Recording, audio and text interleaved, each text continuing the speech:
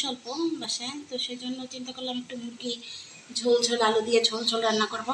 তো সেজন্য মাংসটা আমি কেটে ধুয়ে পরিষ্কার করে পানি ঝরিয়ে নিয়েছি। আর সাথে নেব আলু। আলুটা আমি কেটে নিয়েছি, পরিষ্কার করে ধুয়ে রেখেছি। মুরগি রান্না করার জন্য আমার যা যা প্রয়োজন হবে: পেঁয়াজ কুচি, কাঁচা মরিচ ফালি করে রাখা, দারচিনি, 2টা লবঙ্গ, 2টা গোলমরিচ, 2টা এলাচ আর তেজপাতা। আর এখানে বাটা মশলা লাগতেছে: আদা বাটা, পেঁয়াজ বাটা, রসুন বাটা। দরকার হবে খাঁটি সরিষার তেল। তেল দিয়ে দিলাম, পরিমাণ মতো তেল দিয়ে তেলটা একটু গরম হওয়ার জন্য অপেক্ষা করব।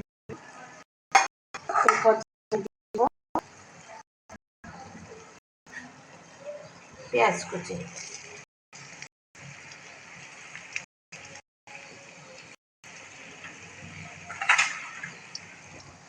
কুচিটা আমি একটু ভাজা ভাজা করে নেব।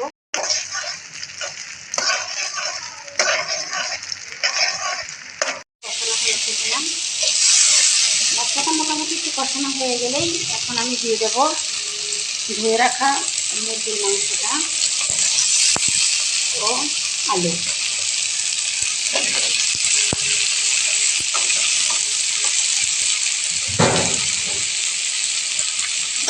এরপরে আমি সব কিছু ভালো করে মিশিয়ে নেব।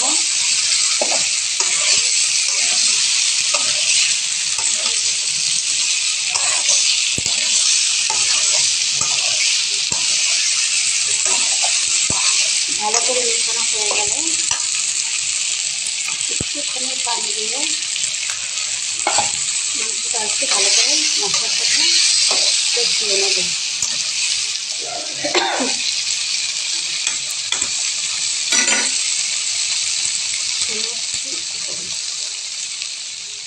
এখন দেখবো মশলাটা ঠিক আছে, সব কিছু ঠিকভাবে সেদ্ধ হয়েছে।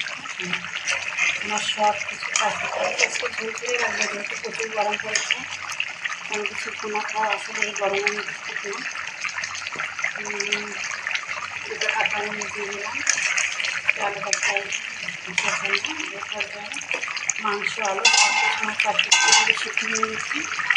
এরপর দিয়ে এখানে চুলাটা বন্ধ করার আগে আমি দিয়ে দেবো সামনে জিরার গুঁড়ো। জিরার গুঁড়ো দেওয়ার পরে খুব ভালোভাবে নেড়ে মিশিয়ে নেব।